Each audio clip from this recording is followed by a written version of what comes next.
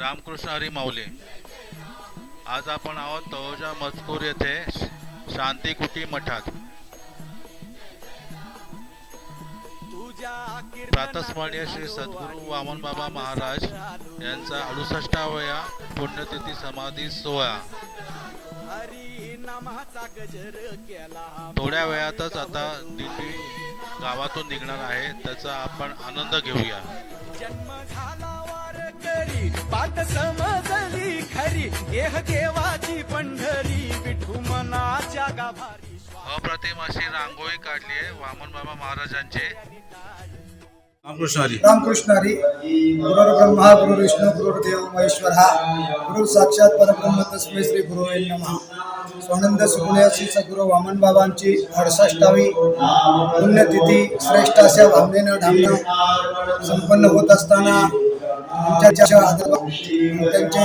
चिरंजीव नवनिर्वाचित नगरसेवक आदरणीय सहाय्यक आहेत ठाणा परिसरातून आजच्या दिवशी दिंड्या दिमाखानं मिरवताना दिसतात. ती बदलापूरवरून असेल, डोंबिवलीवरून असेल, वाहलवरून असेल, पनवेलवरून असेल, खारघरवरून असेल, अशा अनेक दिंड्या आज त्या दिवशी भावनेने श्रद्धेनं वामन बाबांच्या या पुण्यतिथी सोहळ्याकरता येत असतात. सद्गुरू वामन बाबा कल्लेगाव येथे त्यांचा जन्म झाला. उभं आयुष्य त्यांचं कुंभारणे, ब्राह्मण करवले, सिद्धी करवले आणि तळोजा मजकूर या ठिकाणी त्यांनी कर्मभूमी म्हणून कार्य केलं. अमृतेश्वराच्या पवित्र वातावरणामध्ये बाबांनी गुरु राखण्याकरता गायमुख डोंगरावर जात असत. तुका म्हणे आम्हा एकांताचा वास. एकांताच्या सहवासानं वामन बाबांची उदास वृत्ती बाबांनी धारण केली. पुढे आई वडिलांचा सावली निघून गेली. त्याच्या पश्चात श्रीमलंगचे कृष्णनाथ स्वामींचा संघ जडला. मग साधू संघे चुबटा जो सत्कर्माची वाटा अप्रवृत्तीच्या वाटा डावली. मग सत्संगे प्रबले सत्शास्त्राचे निबले जन्म मृत्यूचे निमाले निस्तरे राहणे. या न्यायाप्रमाणे कृष्णनाथ स्वामींच्या संघ जडल्यानं कृष्णनाथ स्वामींनीच सद्गुरू वामन बाबांना कर्जत तालुक्यातील वारेगावचे थोर मोठा महात्मा अधिकार संपन्न रामकृष्ण परमहंस त्या रामकृष्ण परमहंसांची अनुग्रहित होऊन सद्गुरू वामन बाबांनी आपल्या पारमार्थिक जीवनाची वाटचाल सुरू केलेली आहे. तुकोबारायासारखं जीवन घडलंय. पहिलं जीवन संसारग्रस्त जीवन आहे. दुसरा टप्पा आहे तुकोबारायचा का संकटग्रस्त जीवन. तिसरा टप्पा आहे तुकोबारायचा साधक दशेतील जीवन आणि चौथा टप्पा आहे तुकोबारायांचा सिद्ध अवस्थेतील जीवन. त्याचप्रमाणे तंतोतंत सद्गुरू वामन बाबांच्या जीवनात गोष्टी घडत गेल्या. पहिला टप्पा जो आहे तो संसारिकाचा आहे. दुसरा टप्पा जो आहे तो संकटग्रस्त जीवन. तिसरा टप्पा जो आहे तो साधक दशेतील जीवन. तुकाराम महाराजांनी आपली साधक दशा सिद्ध अवस्थेपर्यंत नेऊन साधक दशा सोडली आणि जगाच्या परोपकाराकरता देह चंदनासारखा विझवला. संसाराच्या नावे घालून या शून्य वाढता पुण्य धर्म केला. या न्यायाप्रमाणे चालवणी संसार बैचू अंगणी अशी स्थिती तुकोबारांनी जशी निर्माण केली तशी सद्गुरू वामन बाबांनी निर्माण केली आणि आपल्या संसारावर लाथ मारली. जगावर परोपकार करण्यासाठी सद्गुरू वामन बाबा दीन दुबल्या पडित या आगरी समाजाला ओंजारून गोळावून खऱ्या भक्तिपथाला लावलं. जगाच्या पाठीवर अनेक साधू संत होऊन गेले. आम्हाला त्यांचा फायदा नाही झाला. भगवान परमात्माचा फायदा न झाला. ज्ञानोबारांनी बोलावं. समुद्राचाच मेघू परी उपयोगी तया होणे चांगू पैसा पारखे आजी लागू आम्हा ते. समुद्र फार मोठा, समुद्र फार मोठा, समुद्राचा आम्हाला फायदा नाही झाला. ज्ञानोबारा सांगतात भगवान परमात्मा फार मोठा पण आम्हाला त्याचा फायदा न झाला. आम्हाला फायदा झाला तो खऱ्या अर्थानं अर्जुनाची निव्याचे गीता प्रकाशुनी श्रीराजे आणि संसारा एवढे थोर ओझे पिढले जगाचे. गीतेचा फायदा अर्जुनाच्या निमित्ताने जगाला झाला. तसं समुद्र फार जरी मोठा असला तरी पण मेघांनी आमच्यासाठी गोड पाणी आणलं. त्या मेघांचा फायदा आम्हाला झाला. तद्वत जगाच्या पाठीवर अनेक साधू संत जरी असले तरी सद्गुरू वामन बाबांनी सर्वसामान्य माणसाच्या गळी काठिण्यातला परमार्थ न सांगता तो समजेल उमजेल समाजाच्या गळी उतरवण्याचा सातत्यानं प्रयत्न केला आणि आसुरी संपत्तीवान घराण्यांना खऱ्या अर्थानं व्यसनापासून दूर केलं आणि भक्तिपथाला लावलं. हे सद्गुरू वामन बाबांचे या समाजावर फार मोठे झालेले उपकार आहेत. आज समाज गावोगावची भांडणं संपुष्टात आली. केवळ सद्गुरू सवळाराम बाबांनी कीर्तनाच्या माध्यमातून बाबांची साधुता जगासमोर आणली. भीमा महाराज असतील, वासुदेव महाराज चिपळूणकर, वासुदेव महाराज डोंबलकर, वासुदेव महाराज मांगरुळकर असतील, राजाराम महाराज उचाडणेकर असतील, पांडुरंगबुवा नारुलेकर असतील किंवा गोविंद बाबा वालचे, गोविंद बाबा असतील, गोपाल काका असतील वालचे, त्याच्याही पुढे घाटावचे पुरुषोत्तम बाबा असतील, या सर्व महाराज लोकांनी प्रचार प्रसाराच्या माध्यमातून बाबांची साधुता जगासमोर आणली आणि एक क्रांती जगतामध्ये किंबहुना या रायगड ठाण्यामध्ये घडून आणली का हा सर्वस्व समाज शेकडो कीर्तनकारांची मांदियाळी तयार झाली. याच्याही पलीकडे हजारो लोक वारकरी झाले, मृदंगाचार्य वाजवणारे तयार झाले, काही गाणारे गवई मंडळी नावारूपाला आली. आज समाजातली भांडणं संपुष्टात आली, समाज धर्मशील झाला, गावोगावी सप्ते तयार होऊ लागले. खानपानाची हौस बाळगणारा समाज, नीटनेटका राहणारा समाज, कपडा लत्त्याची हौस करणारा समाज, भाणेदार टापटीपणानं राहणारा समाज आज तो धर्मशील झाला, तो राष्ट्रप्रेमी झाला, तो संत प्रेमी झाला, तो दयाळू झाला, तो परोपकारी झाला. या सगळ्याचं कर्तृत्वाचं देणं सद्गुरू वामन बाबांकडे जातो आणि तो कृतज्ञता भाव व्यक्त करण्याकरता सातत्यानं महाराज पिढी जात परमार्थ करणारी माणसं या ठिकाणी आजच्या दिवशी आपला कृतज्ञता भाव व्यक्त करण्यासाठी वामन बाबांच्या पुण्यतिथी सोहळ्याकरता सहकुटुंब सहपरिवार सातत्याने येत असतात. राजकीय क्षेत्रातली मंडळी, आमदार असतील, खासदार असतील, त्यांची भावना या ठिकाणी जडलेली आहे. नगरसेवक असतील, ही सर्वच्या सर्व राजकीय क्षेत्रातली मंडळी बाबांच्या ठिकाणी आपली असलेली भावना व्यक्त करण्यासाठी सातत्याने येत असतात. आदरणीय आमचे मित्र नवनिर्वाचित कामगार बाबांचे, जे बाबांनी अध्यक्षपद सांभाळलं, उभे आयुष्य पिढी जात परमार्थ केला, त्यांचे सुपुत्र नवनिर्वाचित नगरसेवक आदरणीय संतोष पाटील साहेब आणि त्यांच्या मार्गदर्शनानं आजचा हा सोहळा अनेक ठिकाणची अडीअडचणीला स्वच्छता कशी असली पाहिजे, काटेकोरपणानं शिस्त कशी असली पाहिजे, काही नियम कसे असावे याचं सातत्याने ते मार्गदर्शन करतात. त्यांनाही उदंड आयुष्य देऊन त्यांच्याकडून समाजाची सेवा घडावी अशा पद्धतीची मी सदिच्छा व्यक्त करतोय. पुढे जाऊन आपल्याला म्हणेन, अगवियाची दैवा जन्मभूमी हे सेवा आणि स्वच्छ करी जीवा ब्रह्मत्वेसी. अगवियाची दैवा, ज्या भूमीची तुम्ही आम्ही सेवा करतोय ती भूमी तुम्हाला आशीर्वाद देत असतो महाराज. आणि या भूमीची सेवा करण्याची संधी या समस्त पनवेल तालुक्यातल्या आणि तलोजा मजकूर परिसराला प्राप्त झाले. ही माणसं धन्य मानवी नेहलोकी लोका आणि भाग्य आम्ही तुका देखील. धन्य माणसं ती आहेत की सद्गुरू वामन बाबा सारख्या महात्म्याला डोळे भरून बघितला आणि पिढीजात त्यांची सेवा केली, त्यांच्या वचनाचं पालन करून अशा पद्धतीने जीवन जगण्याचा निर्धार केला. त्यांचं कल्याण झाले, त्यांचं उद्धार झाले. मी संपूर्ण वारकरी संप्रदायाला, आगरी समाजाचा किंबहुना सद्गुरू वामन बाबांचा एक दास म्हणून या ठिकाणी संपूर्ण समाजाचं आभार व्यक्त करतोय.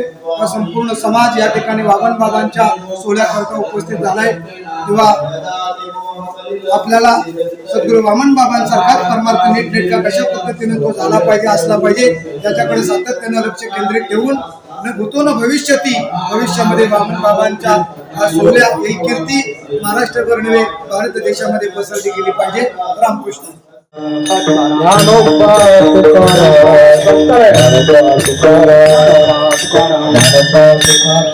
नमामि सद्गुरु शांतम सच्चिदानंद विग्रहम पूर्ण ब्रह्म परानंद मिशम आनंदी वल्लभम.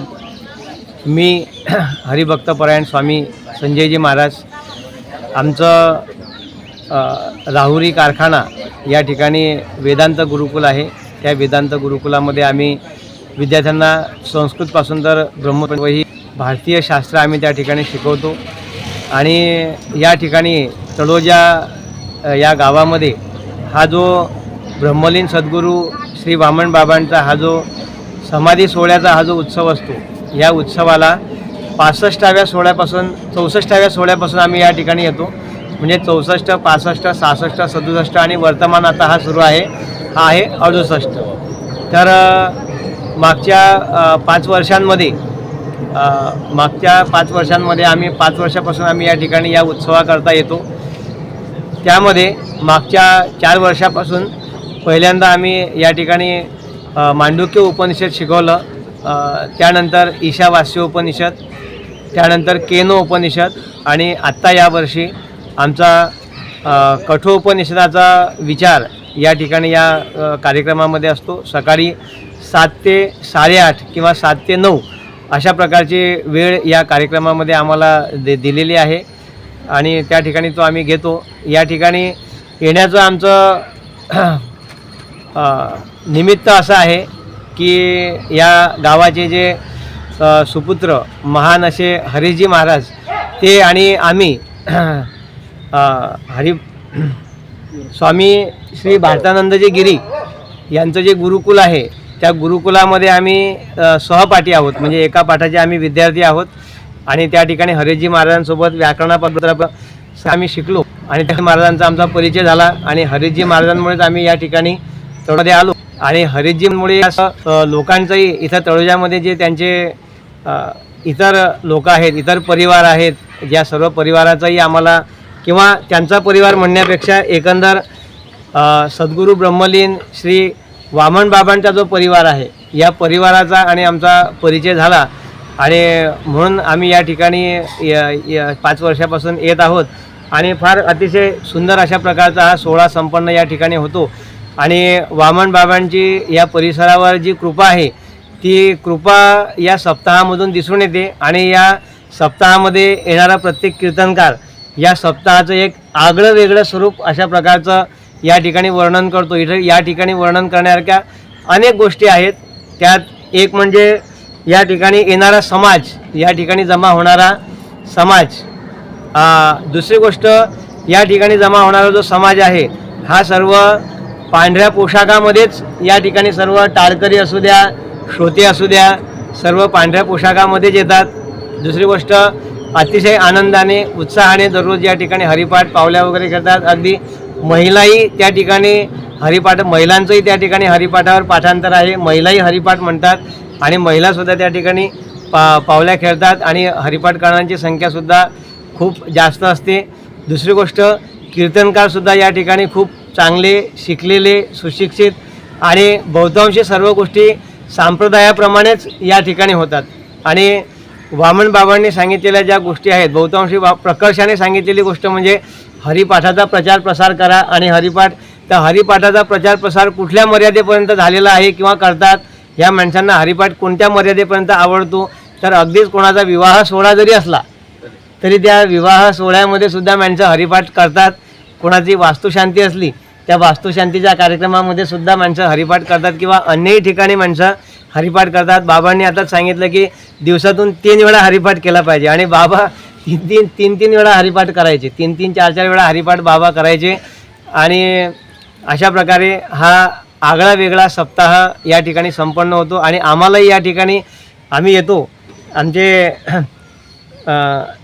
आमचे गुरु हरिभक्तपरायण मडवीजी महाराज यांच्या संगतीमध्ये राहायला आम्हाला या ठिकाणी खूप आनंद वाटतो आणि इतरही 7 दिवसामध्ये अनेक कीर्तनकार येतात, त्यांचाही संघ आम्हाला घडतो आणि म्हणून एकंदर या ठिकाणी राहण्यामध्ये आम्हाला फार आनंद वाटतो. 7 दिवस आम्ही या ठिकाणी राहतो आणि हा सर्व कार्यक्रम संपन्न करतो. ध्यानस्मायुक्तं निष्प्रपंचम परिग्रहं प्रसन्नवदनं शांतं मंगलं सुमनोहरं ज्ञानवैराग्यसंपन्नम् अखंड निजबोधरूपं पूर्ण ब्रह्म श्री सद्गुरू वामनाय नमोस्तुते. या ठिकाणी हा जो बाबांचा पुण्यतिथी महोत्सव साजरा होतो तो अनेक वर्षापासून होतो. हा उत्सव म्हणजे या पंचक्रोशीला ही एक पर्वणीच आहे. जसं वारकरी आपल्या वारीची वाट पाहतात, आषाढी एकादशी कधी येईल, आळंदीची कार्तिक कधी येईल, तशी या सगळ्या परिसरामध्ये षष्ठी कधी येईल, षष्ठी कधी येईल अशी चर्चा होत असते. याचं कारण म्हणजे सद्गुरू वामनबाबांनी जो केलेला भक्तीचा प्रचार आणि प्रसार हे त्याचं कारण आहे. बाबा मुळात बाबांचं जे मूळ आहे ते पनवेल तालुक्यामध्ये कल्हे गावी त्यांचा जन्म झालेला आहे. कारण महात्मा एका ठिकाणी जन्मला येतो, त्याची जन्मभूमी वेगळी असते, कर्मभूमी वेगळी असते. बाबांची जन्मभूमी कल्हे आहे पण बाबांची कर्मभूमी मात्र बदलत गेली. बाबा मलंगवाडीला होते, मलंग होते. ब्राह्मण करवलेला त्यांचे नातेवाईक होते. आणि मलंगवाडीला श्रीकृष्णनाथ बाबा एक यायचे, श्रीकृष्णनाथजी. त्यांच्या संगतीमध्ये बाबा ही चर्चा करायची, अध्यात्मज्ञान ज्याला म्हणतात, आत्मचिंतन ज्याला म्हणतात, उद्धाराची चर्चा करायचे. आणि एक दिवशी बाबांनी त्यांना विचारलं की तुम्ही काहीतरी मला उपदेश करा, अनुग्रह करा, असं त्यांना सांगितलं. पण ते म्हटले नाही, तुमची व्यवस्था केलेली आहे, दुसरी व्यवस्था केलेली आहे. तर दुसरी व्यवस्था काय म्हटले, तुम्हाला काही दिवसांनी त्याची प्रचिती येईल. आणि बाबा त्या कुंभारली गावाच्या तिथे काही परिसर आहे, तिथे गोमुख आहे, काही मंदिरं आहेत तिथे. आणि त्या गोमुखाच्या त्या भागामध्ये बाबा त्या टेकडीवर गाई चारण्यासाठी जायचे बाबा. आणि गाई चारत असताना त्यांना त्या ठिकाणी अनेक प्रकारचा अनुभव आला. आणि त्यांची एक तळमळ होती की मला भगवंताची भेट कधी होईल. असं साधक म्हणतो तुकोबारायांचं प्रमाण आहे, काय मी उद्धार पावेन, काय कृपा करील नारायण, ऐसे करा तुम्ही संतजन, करा समाधान चित्त माझे. तशी बाबांच्या अंतःकरणामध्ये तळमळ लागली होती, मला भगवंताची भेट कधी होईल, माझा उद्धार कधी होईल, अशी तळमळ लागली असताना एक दिवशी कुंभारलीला जे शिवमंदिर आहे, जुनं प्राचीन शिवमंदिर, आणि तिथे त्यांना स्वामी रामकृष्ण परमहंस, म्हणजे स्वामी विवेकानंदांचे गुरु नाही, ते वेगळे आहेत आणि हे रामकृष्ण परमहंस वेगळे आहेत. पण माझा पण लहानपणी असा भ्रम होता का आपल्याला एवढं ज्ञान नसतं ना लहानपणी. मला पण असं वाटायचं की रामकृष्ण परमहंस हेच विवेकानंदांचे जे गुरु आहेत तेच यांचे गुरु आहेत असं मला वाटायचं. पण नंतर लक्षात आलं, काही जे जुने जाणकार लोक आहेत त्यांनी सांगितलं की हे रामकृष्ण परमहंस वेगळे आहे. हे संन्यासी महात्मा होते रामकृष्ण परमहंस, आणि ही बाबांची परंपरा त्यांच्यापासून ही निर्माण झालेली आहे. आणि त्यांचा पण अधिकार सामान्य नव्हता. रामकृष्ण परमहंस बदलापूर गाव आहे, बदलापूर स्टेशनच्या पुढे बदलापूर गाव आहे. त्या बदलापूर गावामध्ये सिद्धिविनायक गणेश मंदिर आहे, सिद्ध गणेश मंदिर आहे, सिद्ध गणेश मंदिर. आणि त्या गणेश मंदिरामध्ये ब्रह्मलीन स्वामी रामकृष्ण परमहंस यांनी संजीवन समाधी घेतली. आता हे आपण समाधी वगैरे बांधतो एखाद्याची म्हणजे मेल्यानंतर, देहावसान झाल्यानंतर मग त्या ठिकाणी असं तुळशी वृंदावर बांधून फोटो वगैरे लावतात, ती समाधी वेगळी. पण ही संजीवन समाधी अशी रामकृष्ण परमहंसांची समाधी, कारण त्या गुरूंचा तेवढा अधिकार होता. आता गुरूंच्या अधिकारावरून शिष्यांचा अधिकार कळतो आपल्याला. म्हणून असे श्रेष्ठ असलेले स्वामी रामकृष्ण परमहंस आणि त्यांचे बाबा हे शिष्य झाले. आणि त्यांना बाबांनी, रामकृष्ण परमहंस स्वामींनी त्यांना अनुग्रह दिला. आणि नंतर बाबांनी अनुग्रह दिल्यानंतर आता साधना करायला पाहिजे. काही लोक काय करतात, शिष्य होतात, गुरूंकडून अनुग्रह घेतात, पण त्याचं श्रवण मनन चिंतन जे आहे ते मात्र करत नाही. साधना करायला पाहिजे. जसं डॉक्टरकडे गेलो आपण, त्यांनी गोळ्या औषधं आपल्याला दिले, पण ते घ्यायला पाहिजेत ना वेळेवर. तर श्रीगुरूंनी जो मंत्र दिलेला आहे, जी साधना दिलेली आहे, त्याचा आपण काय करायला पाहिजे, अनुष्ठान करायला पाहिजे. आणि त्याचं अनुष्ठान करण्याकरता बाबांनी स्थान निवडलं ब्राह्मण करवले. ब्राह्मण करवल्यामध्ये एक मारुतीचं मंदिर होतं, मारुती मंदिर आहे. आणि त्या मारुती मंदिरामध्ये बाबांनी अशी खडतर अशी साधना केली 12 वर्ष.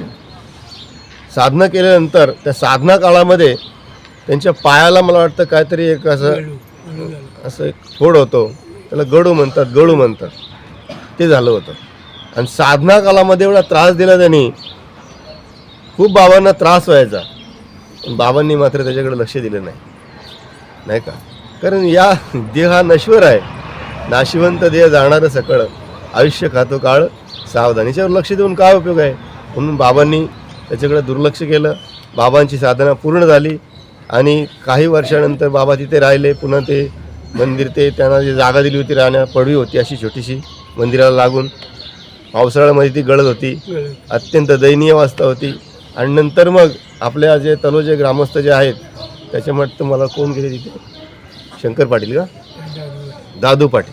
दादू गोविंद पाटील हे त्या ठिकाणी गेले. त्यांनी बाबांची अवस्था बघितली आणि त्यांच्या अंतःकरणामध्ये खूप दुःख झालं की महात्म्याची अशी अवस्था आहे, म्हणून त्यांनी ठरवलं की बाबांना आपण तलोजाला घेऊन जाऊ. पण बाबा इकडं आले नाहीत. मध्ये एक गाव लागलं करवले.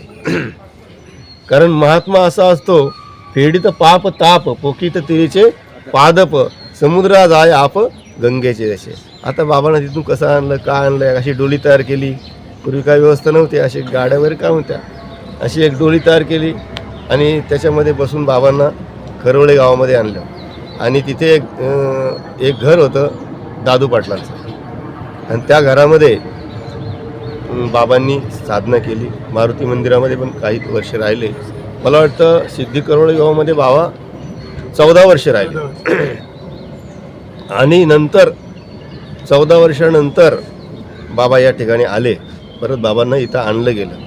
कारण महात्म्याचं ठरलेलं असतं, एक गाव काय अनेक गावांना ते काय करत करत परमार्थाला लावत ते फिरत असतात. तसं कारण साधू घुमता बाला म्हणतात ना, त्याप्रमाणे बाबा इथं आले. आणि आल्यानंतर काही काळ या मठामध्ये त्यांनी साधना केली.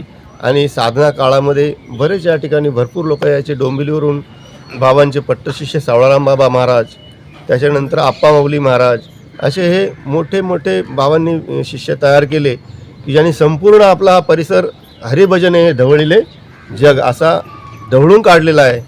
त्याच्यामध्ये आप्पा माऊली महाराजांचं पण फार मोठं योगदान आहे. बाबा आप्पा माऊलींचं काय दिसत नाही, पण बघा तुम्ही त्यांचं एकंदरीत त्यांचा शिष्य परिवार. ते काय प्रवचन वगैरे कीर्तन काय करत नव्हते, पण त्यांचा एक आशीर्वाद लोकांना फार मोलाचा वाटायचा. कोणी या दर्शनाला गेले तर ते पाठीवर असा आशीर्वाद द्यायचे. तर याप्रमाणे हा मोठा परिसर. आता मी सुद्धा या ठिकाणी येतो, मला चालता येतं तेव्हापासून मी या षष्टीला येतो. पण मधल्या काळामध्ये आम्ही आळंदीला गेलो आणि विद्यार्थी अवस्थेमध्ये इकडे यायचं बंद झालो आम्ही. नंतर परत मग काही काळानंतर यायला सुरुवात केली. हे स्थान असं आहे की आळंदी पंढरपूर या क्षेत्रातील मोठमोठ्या महात्म्यांची कीर्तन प्रवचन या ठिकाणी झालेली आहे. फार मोठे विद्वान लोक या ठिकाणी येऊन गेलेले आहेत. आणि असं असलेलं व्यासपीठ, फार असा प्रसन्न असलेलं स्थान. कीर्तनकारांनी पण आम्हाला अनुभव सांगितला की आम्ही कीर्तन करतो इतर ठिकाणी, पण इथली जी शांतता आहे, इथली जी शिस्त आहे, इथला जो संप्रदायाचा जो नियम आहे की श्रोत्यांनी कसं बसलं पाहिजे. आता विद्यार्थी बघा सुद्धा सफेद कपडे घालून आहेत, पण तुम्ही टोप्या नाही घातल्या. हां बरं ठीक आहे. हां एक आला टोपी घाल. मुलीसुद्धा कशा शिस्त पद्धत व्यवस्थित बसलेल्या आहेत. म्हणजे इथली जी कडक शिस्त आहे, आणि त्या शिस्तीचं कारण म्हणजे आपले बाबा हे रामदास बाबा. एकदम त्यांची कडक शिस्त आहे. आणि त्या शिस्तीचं आपल्याला वाटतं बाबा बोलतात आपल्याला, पण त्याच्यामध्ये आपलं कल्याणच आहे.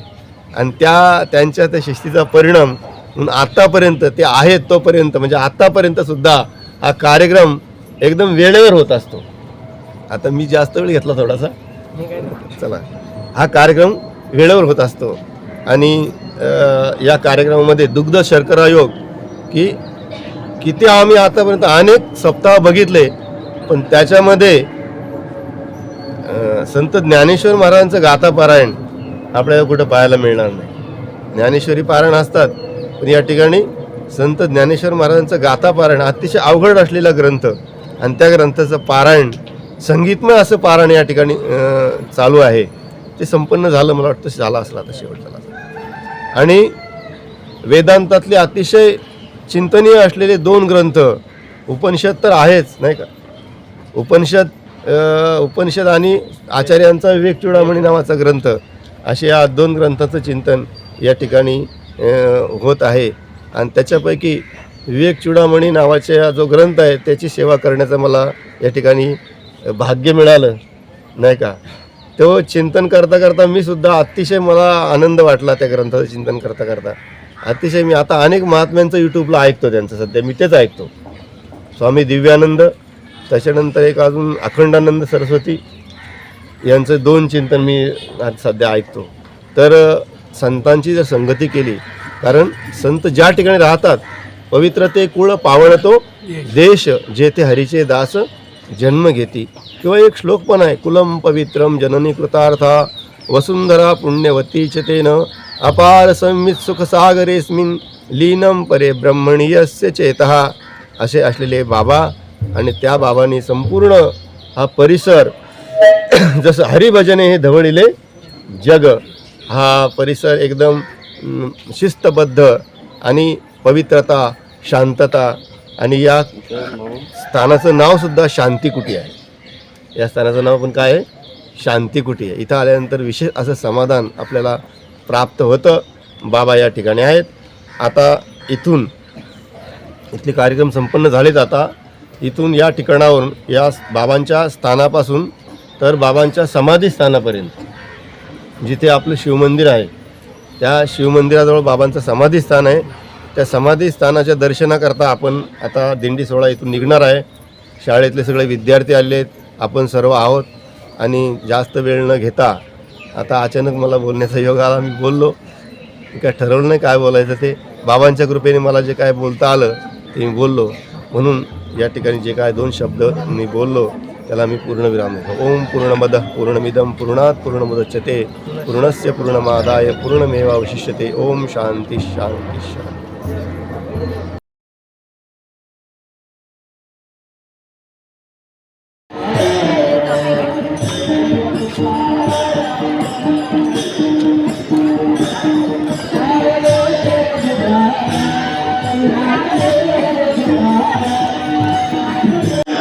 या ठिकाणी हा 68वा पुण्यतिथी महोत्सव सुरू आहे.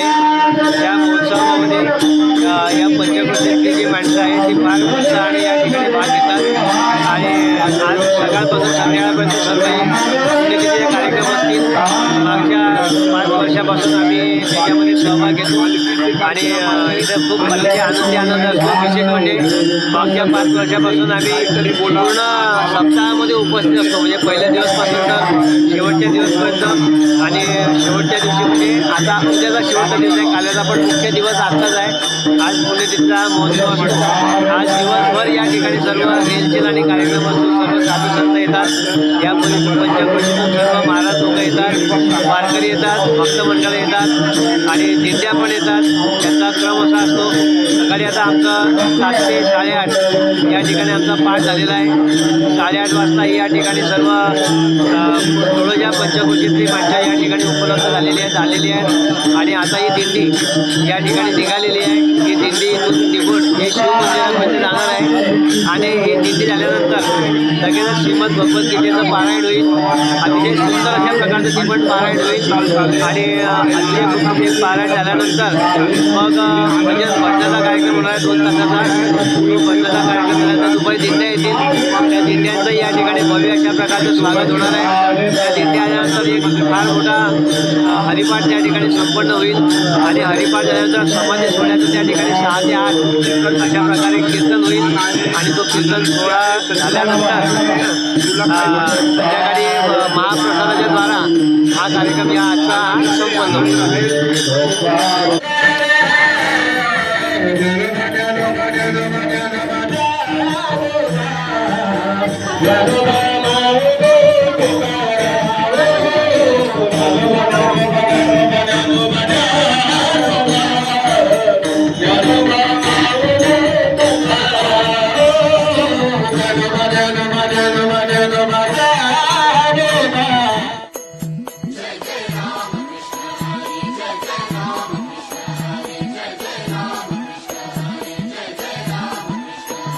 तुझ्या कीर्तनात न्हालो आणि मानसात आलो.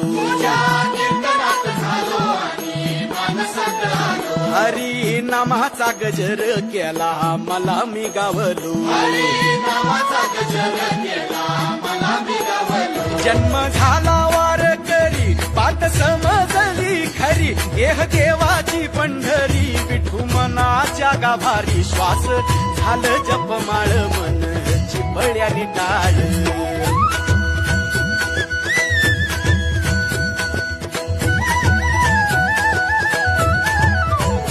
श्वास झालं जपमाळ मन चिपळ्याने टाळ.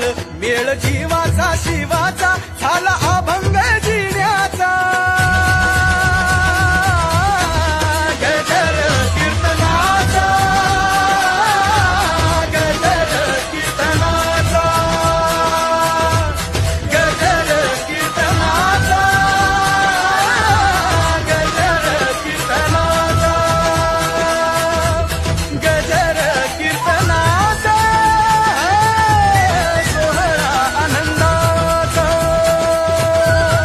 त्या या दिंडीचं वैभव त्यांनी वाढवलं. मी गुरुजन वर्गाला या ठिकाणी खऱ्या अर्थाने त्यांचे या ठिकाणी मी आभार व्यक्त करतोय. आरतीच्या नंतर एक आपण घेतो. आम्ही वैकुंठवासी, आम्ही वैकुंठवासी,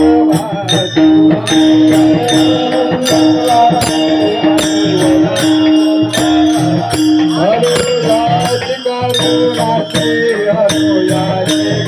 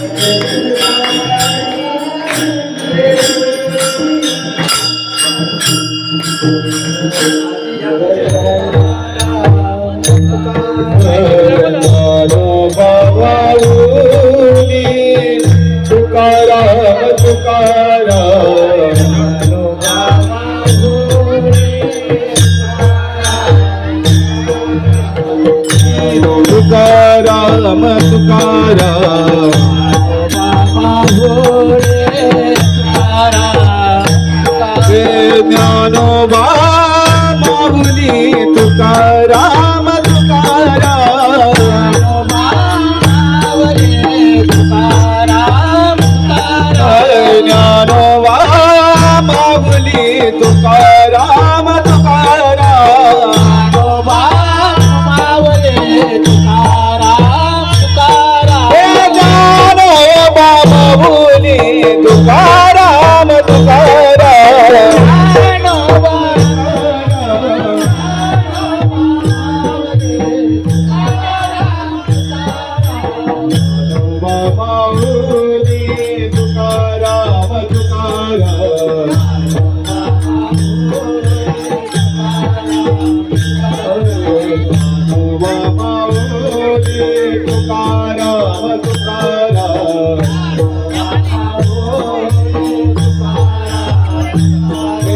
ज्ञानोबा माऊली तुकाराम तुकाराम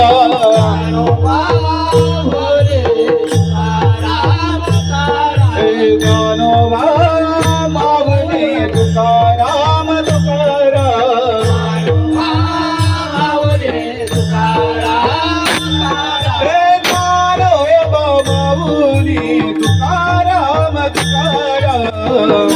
सर्व आनंद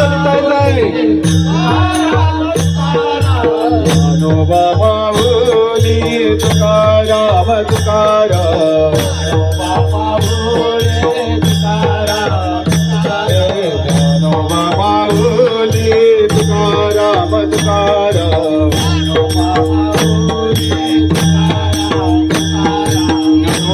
माऊली तुकाराम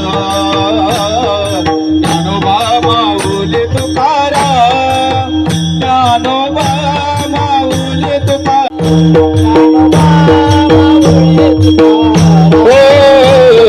ज्ञानोबा माऊली तुकाराम ज्ञानोबा माऊली तुकाराम ज्ञानोबा माऊली तुकाराम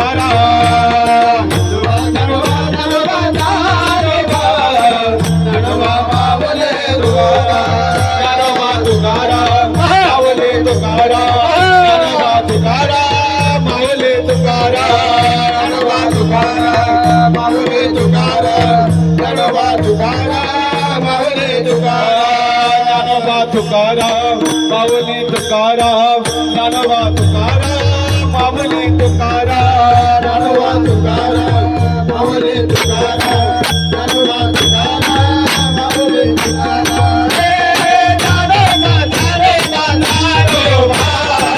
ज्ञानोबा माऊली तुकाराम